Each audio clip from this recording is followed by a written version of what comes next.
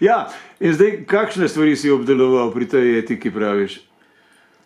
Ja, zdaj, jaz sem šel iz dveh zornih kotov, bi rekel, mogoče čisto različnih, ne, diametralnih ali kako, ali pa tudi ne, pa hkrati pa tudi paralelnih. Po eni strani sem šel iz genetskega zornega kota, kako je zdaj, recimo, ta sebični gen, ne, on skrbi za svojo lastno propagacijo, za to, da obstaja in da preživi in da se množi čim bolj. In zdaj, če ti recimo vzameš... To zdaj govoriš za vse živali. Tako, pa za rastline, pa za vse, ne. Zdaj, najlažje je mogoče pri živaleh, pa pri človeku, jasno, pol naprej. Sam žival jemljamo mi tako malo bolj kot nerazumsko bitje, kar sploh tudi ni res, ne, ampak pustimo, ne. Zreduciramo človeka na žival. Mama skrbi za mladiče, ne, to je osnovna stvar. Tista mama, ki ne skrbi za mladiče, bojo pač mladiči nepreskrbljeni in bojo umrli, ne.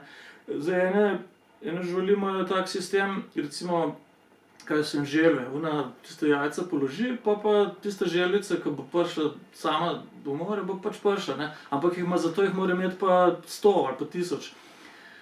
Se pravi, to sta dve strategiji, ena je K, ena je pa R. Se pravi, R strategija je tista, ki pomeni ogromno potomcev, pa nič skrbi, ali pa malo. Druga je pa K, se pravi pa malo potomcev, pa totalna maksimalna skrb. To sta dve skrajnosti, ne. No, v glavnem, tukaj se pač začne ta, moram reči, etika, ne. Se pravi, da skrbiš ne za sebe, za svojo lastno rit, ne, ampak še za nekoga drugega. Ampak to je direktno potomstvo. A si slučajno kaj pomislil na Kitajce pri tem? Namreč Kitajci so nekoč imeli ogromne familije, kjer je bilo po 10 in več otrok. In vsak od njih, tako kot si ti zdaj govoril, je pomenil zelo malo in se noben nekaj dosti ukvarjal z njim. Potem so pa pripovedali več kot enega otroka, da so pa tisti otroci naenkrat postali absurdno razvajeni, vsi, cela familija skače okoli njega. Sploh pa če je še moški, ne, recimo. Če je pa še moški, pa še toliko bolj. Tako da je zelo primerljivo s tem, kar si ti govoril. To vse izvira iz tega, ja. Zdaj, pol ljudje imamo pa pol še malo več tega razuma, kakor živali, ne, oziroma precej več.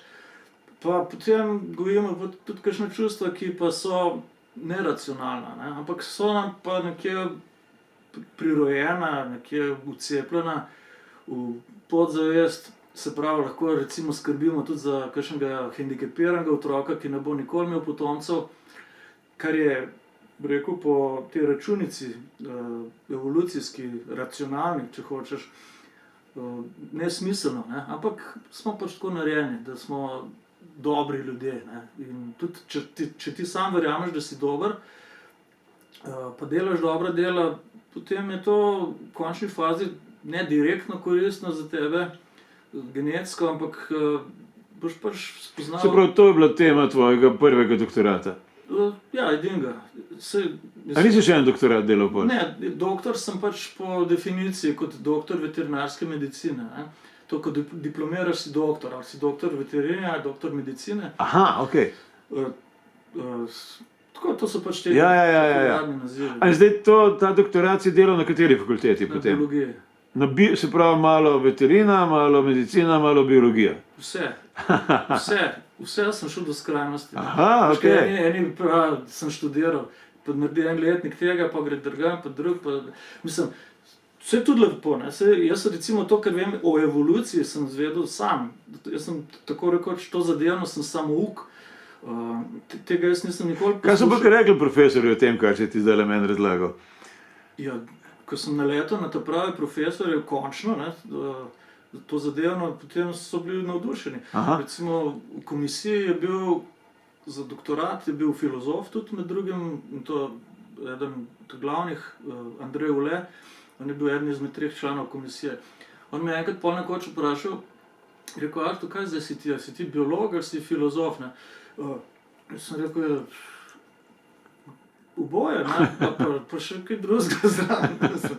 Ja, Ule je meni predaval logiko. Ja?